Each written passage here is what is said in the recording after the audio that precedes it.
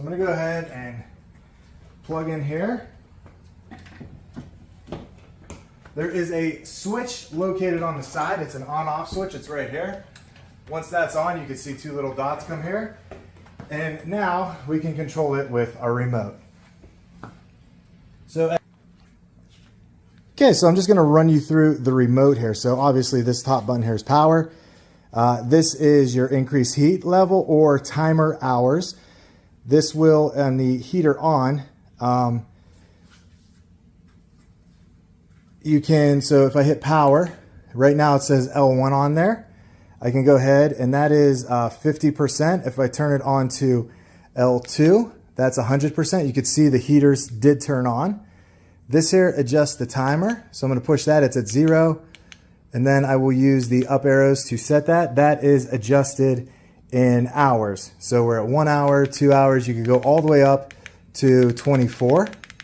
And I'm telling you, from where I'm at, I'm probably standing 6-7 feet away from that. I can feel it. So there's 24 hours there. And then here, number 4, this is the enable heat level adjustment. So if I push that, it just takes me back to my L1, L2. So you can see on L1, it's scaled back a little. It's probably going to be hard to tell in the video, but the coils did get a little less red. So we're going to pump that back up to 2. It goes up higher.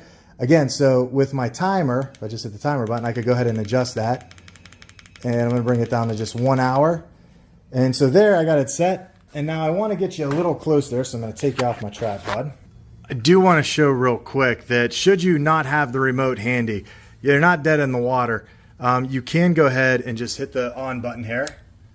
And then you can still control the level of heat by hitting this. That's L1. So that's a very low heat. You can see that turn on. And if I go ahead and hit L2, that pumps it up. One more is off.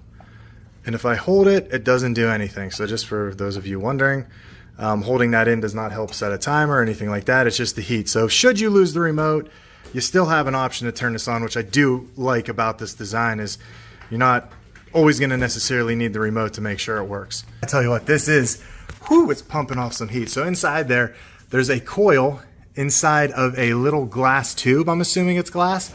And then on the back, you can see that it's just reflecting. So if I go under, you can see how that's the reflector on the back. And you got that 2 sides there. So let me tell you, this thing is super hot. I really like it. Again, I'm going to move these things. You don't want anything around there.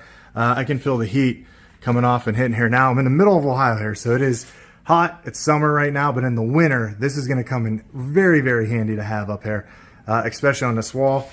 Looking behind it, I always want to test this. So right here, tons of heat.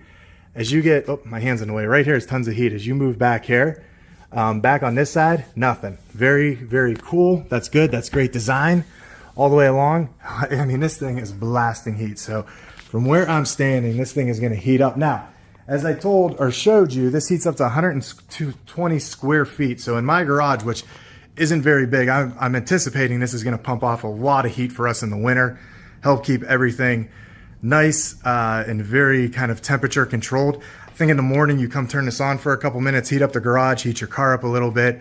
But also as I work out here in the garage, this is going to be really nice to have up here. If you have a big space and you could put up multiples of these, I could see how this could really, really heat things up. But for now, this is great. So